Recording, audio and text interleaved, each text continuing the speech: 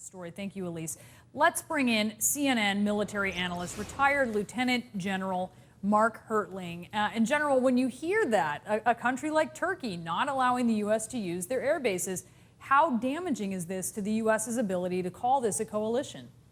Well, it's currently very frustrating, Brianna. I think the comment that Elise made about John Allen, General John Allen, one hell of a Marine, a great intellectual, and a guy that has a lot of experience in this region, not only in Iraq, but remember, he commanded the International Security Assistance Force in Afghanistan. And you know him well, so tell us a little bit about, tell us about your personal experience with him and why you think he's the man for the job. Well, we were both in the National War College together. He's a great guy, super guy, huge intellect, but we were also together in Iraq. He was in the West, where the Marines were when I was in the North, and we coordinated a lot of border issues, and we took the fight together against the enemy, as well as John and his boss. But what's interesting, when he commanded in ISAF, he was linked also to NATO.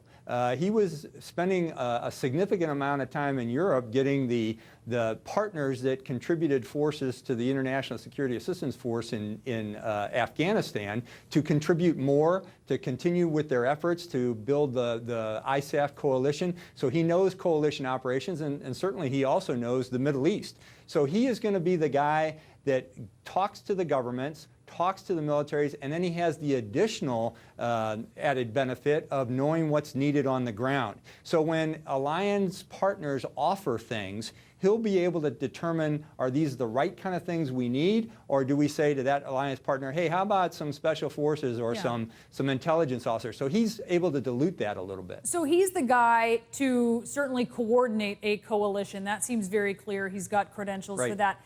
But you need to form the coalition first, and there needs to be buy-in. President Obama, I mean, this is his main goal right now. This is what Secretary Kerry is doing. One of our contributors said, so many of these countries are just sitting around really happy for the U.S. to do the heavy lifting. How does Secretary Kerry get past that? Well, I think what will be interesting to watch is Secretary Kerry will use State Department language. John Allen will probably use Marine language as they go into these various countries. So there is going to be a dual effort of different pressures from both the diplomat and the military guy. And I think both of them wearing suits and kind of applying the pressure to say, you've talked the talk, now let's start walking the walk a little bit. I think that will be powerful. The coalition will be tough to build.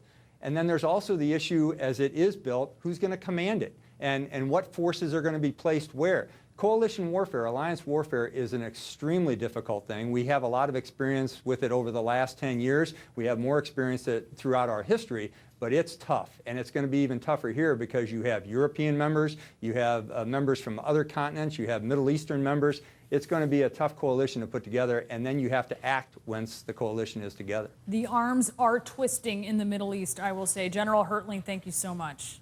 Very welcome. Still ahead, George Zimmerman is accused of violent behavior.